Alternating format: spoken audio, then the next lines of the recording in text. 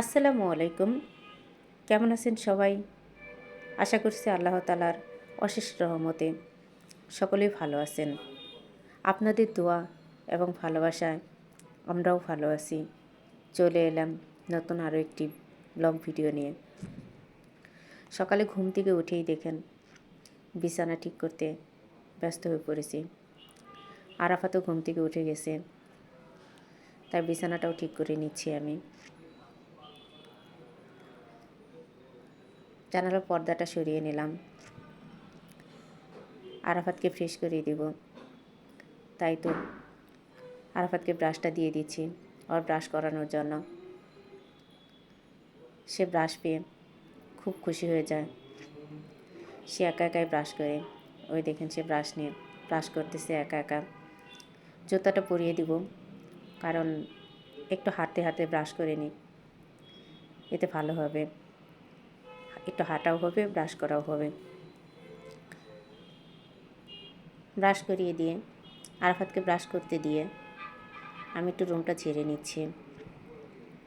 পাপোশগুলো অনেক নোংরা হয়ে গেছে, তাই পাপোশগুলো একটু বাড়ি দিয়ে দিয়ে ঝেড়ে নিচ্ছি। তারপর রুমটাও একটু ঝেড়ে নেব। আপনারা যারা আমার এই ভিডিওগুলো নিয়ে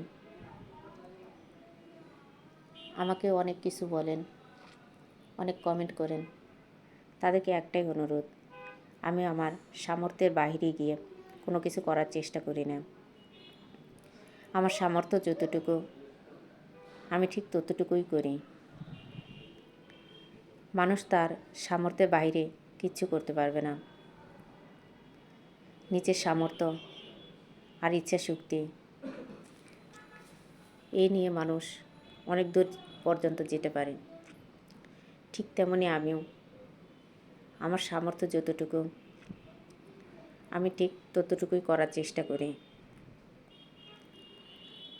আমি যাই করি না বাসায়, প্রত্যেকটা মানুষ বাসায় ঠিক সে কাজগুলোই করে থাকে, হয়তো আমার চেয়ে একটু বেশি বা একটু কম। যার যেমন সামর্থ্য সে তেমন কাজই করে থাকে।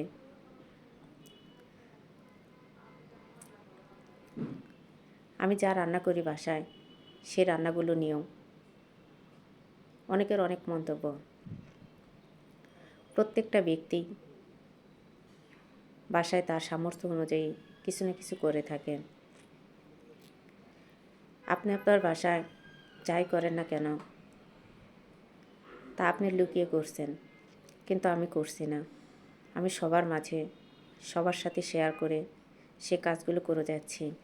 এটাই কি আমার দোষ? তাই বলি কি আমি আমার সামর্থ্যের বাইরে কিছু করি? না, কখনোই আমি আমার সামর্থ্যের বাইরে কিছু করার চেষ্টা করি না, এমনকি করি না। আপনারা মানুষের সমালোচনা করেন, এটা আপনাদের ব্যক্তিগত অভ্যাস। আমার কথায় কেউ কোনো কিছু মনে করবেন না।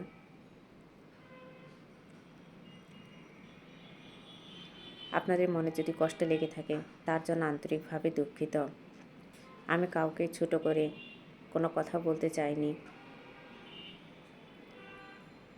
যদি কারো মনে কষ্ট দিয়ে থাকে, তাহলে সবাই ক্ষমার দৃষ্টিতে দেখবেন, এটুকুই রিকোয়েস্ট।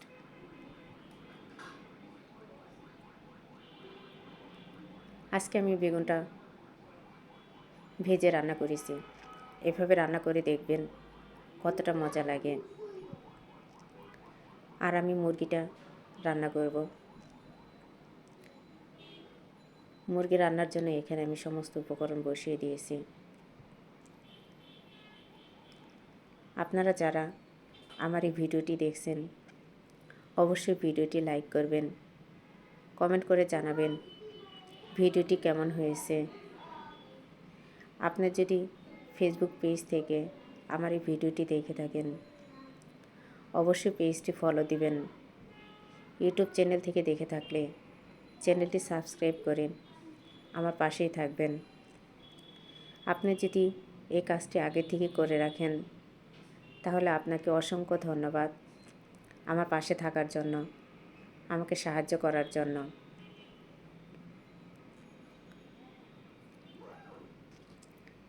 রান্না শেষ করে তো চলে এসেছি খাবার খেতে। খাবারটা পরিবেশন করে নিচ্ছি। বেগুন ভাজি আর মুরগি রান্না, সাথে হচ্ছে গাজর। একটা পারফেক্ট খাবার। খেতে খেতে আপনাদের থেকে বিদায় নিচ্ছি।